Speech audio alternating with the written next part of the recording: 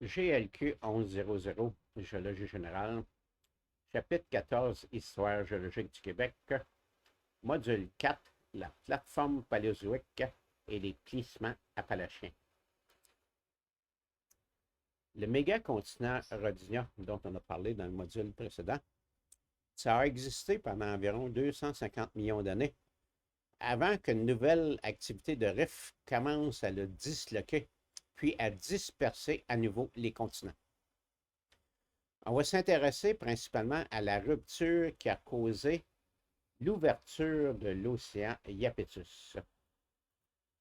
Allons sur cette figure qui provient d'une publication de la Commission géologique qu'on vous avait déjà montré dans le module précédent. Et on va s'intéresser à la bordure du Laurentia qui est ici. Regardez, pour le repérage, on a placé la frontière Canada-États-Unis. On voit qu'à cette époque, le Laurentia était retourné de 90 degrés par rapport à sa position actuelle et qu'en plus, regardez, on était dans l'hémisphère sud, mais assez proche de l'équateur. Et là, on va s'intéresser à l'ouverture de l'océan Iapetus qui s'est formé le long de l'endroit où je pointe ici présentement.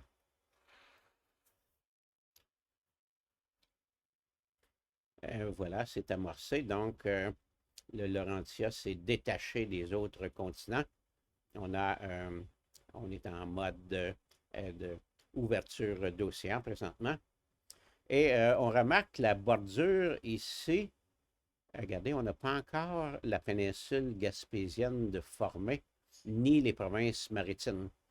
Eh bien, ce sont des terres qui vont se rajouter là, pendant la période dont on parle ici. Là. On comprend que la terre émergée que voici était exposée au processus d'érosion. Donc, partout sur le pourtour de ce continent-là, des sédiments s'accumulaient en mer. Une plateforme sédimentaire s'est formée tout autour de ce vaste continent-là. Ce sont les roches sédimentaires qu'on va retrouver dans la région de Montréal plus tard. On regarde l'histoire avec ces petites images-là. Donc, en rose ici, c'est notre continent Rodinia qui vient de se briser. C'est une activité de rift. Hein? L'écorce terrestre est en extension. Donc, on a des failles normales qui descendent la surface du continent, toujours à des altitudes de plus en plus basses, jusque sous le niveau de la mer. Et la terre émergée qui est ici est en forte érosion. On se souvient qu'on avait formé une chaîne de montagnes qui avait l'ampleur des Himalayas. Eh bien, tous les matériaux détritiques apportés en mer ont accumulé une vaste tablette de sédiments détritiques, des sables et des graviers qui vont devenir des grès qu'on retrouve dans la région de Montréal. On est durant les temps cambriens présentement. Maintenant, on passe à l'Ordovicien. À l'Ordovicien, la sédimentation se transforme en sédiments carbonatés. Donc, on accumule des sédiments carbonatés.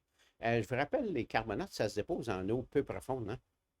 Et chose étonnante, quand on a approché la fin de l'Ordovicien, on est passé à une sédimentation d'eau profonde.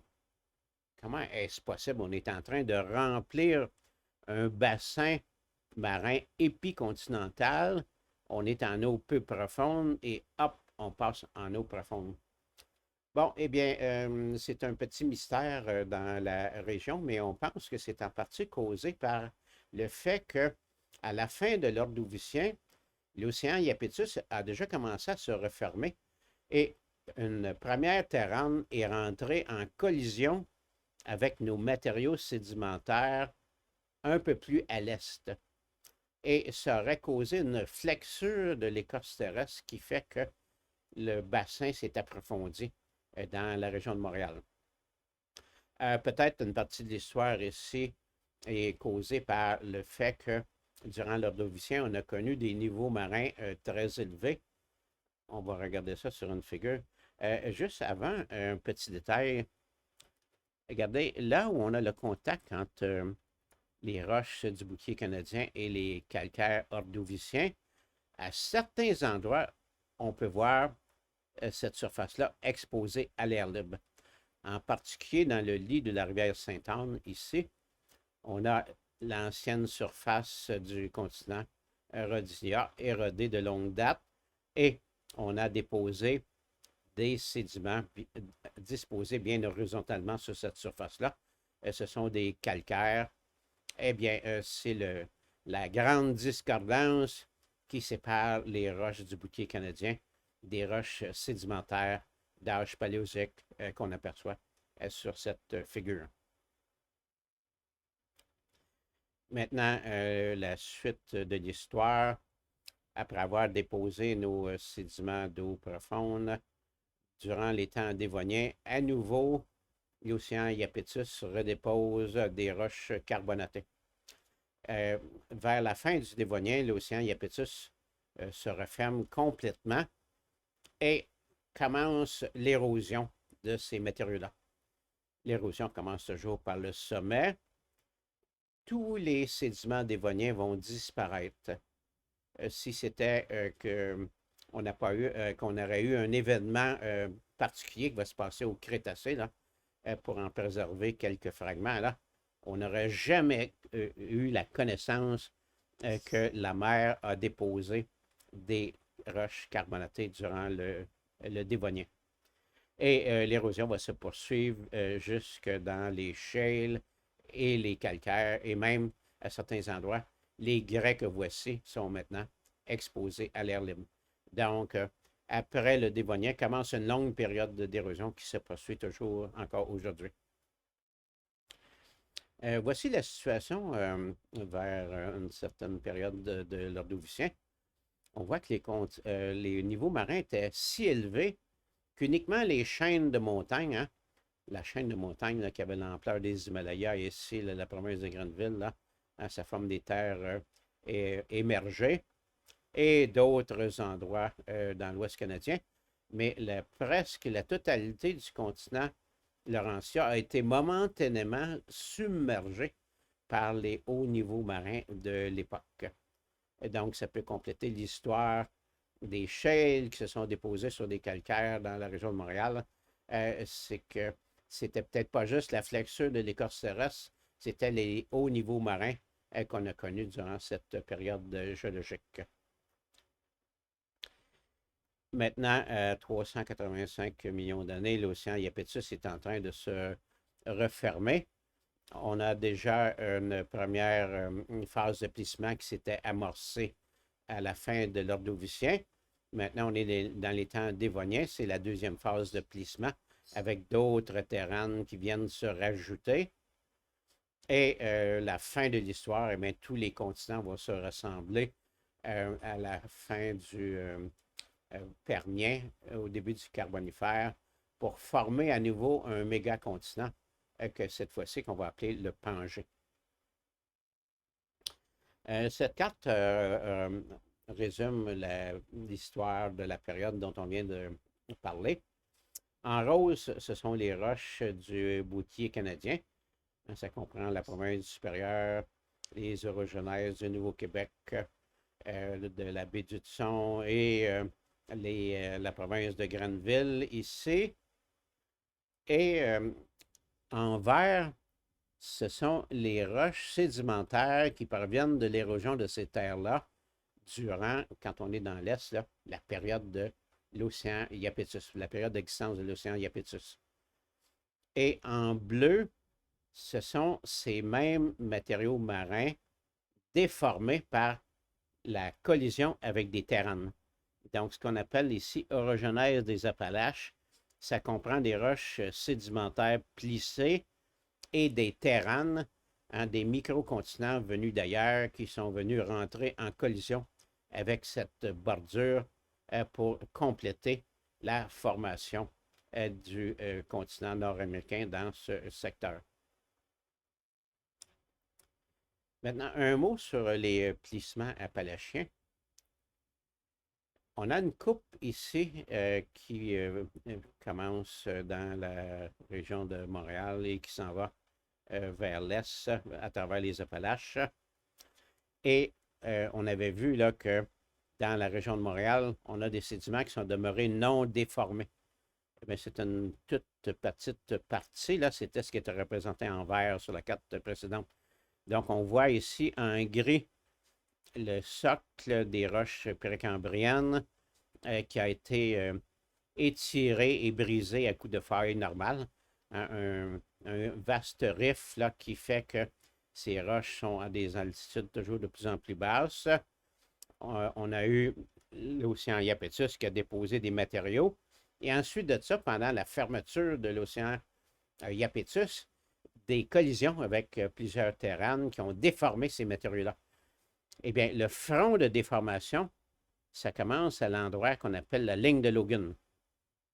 Quand on est dans la région de Montréal, ça commence environ au mont Yamaska.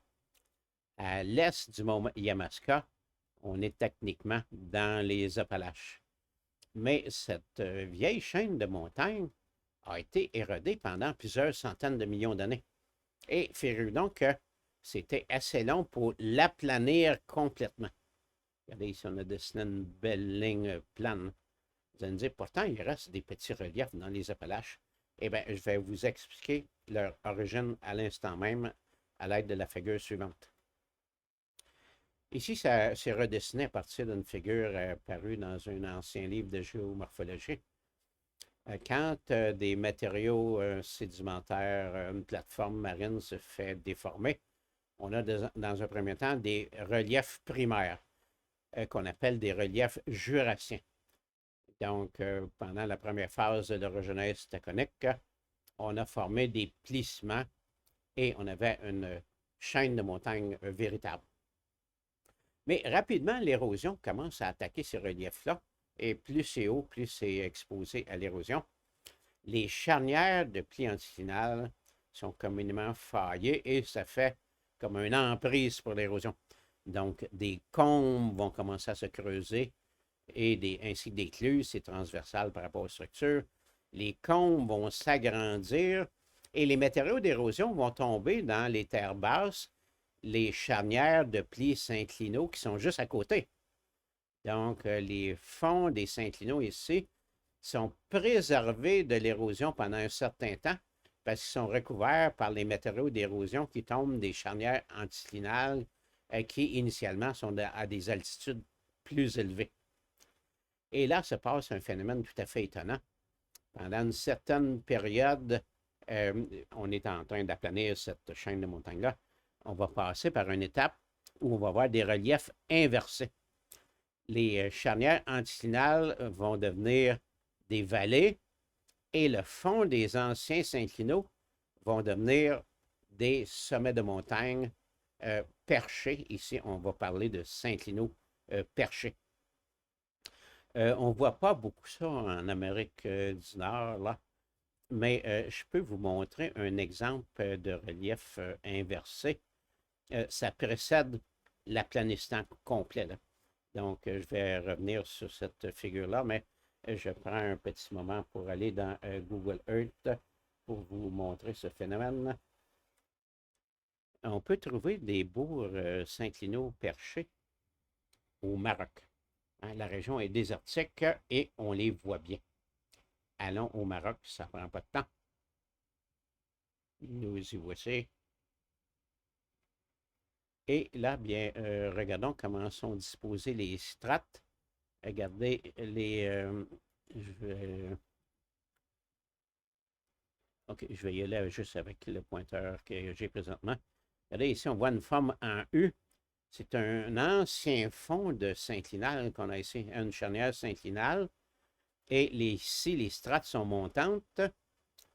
L'ancienne anticlinale était ici. Et ici, les strates sont descendantes. Donc, la topographie initiale, hein, on avait un anticlinal ici, dont le cœur est évidé. Et on avait un synclinal ici. Et le synclinal, qui a déjà été un fond de vallée, eh bien, c'est maintenant perché entre deux vallées qui sont des anciennes charnière anticlinale érodée. Eh bien, c'est ce qu'on entend ici par relief perché. Synclinal perché, je devrais dire plutôt. On revient dans nos figures ici. Donc, une fois qu'on a érodé ces synclinaux perchés, on se retrouve avec une surface qui est bien horizontale. On était en quelque part au début des temps tertiaires et les niveaux marins étaient beaucoup plus hauts que maintenant. Hein, il n'y avait pas de, il y avait pas de pergélisol nulle part sur la planète, là. Et on était érodé vraisemblablement jusqu'au niveau de la mer. Mais à partir du tertiaire, le climat a changé beaucoup. Un refroidissement climatique et les niveaux marins ont baissé considérablement. Des calottes glaciaires ont commencé à se former et le plateau que voici s'est retrouvé perché. Eh bien, l'érosion a repris sur cette ancienne surface et on a commencé à creuser de nouvelles vallées dans ces matériaux. Et là, bien, c'est ce qu'on appelle aujourd'hui des reliefs appalachiens.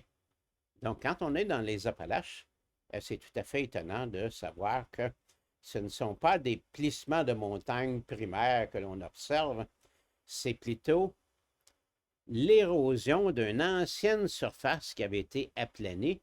Et là où il y a des crêtes un peu plus dures, eh bien, ça fait les sommets de montagnes actuels. Et ça explique pourquoi que quand on est dans les Appalaches et que quand on est sur un point élevé et qu'on regarde à l'horizon, eh bien, tout est tronqué à la même altitude.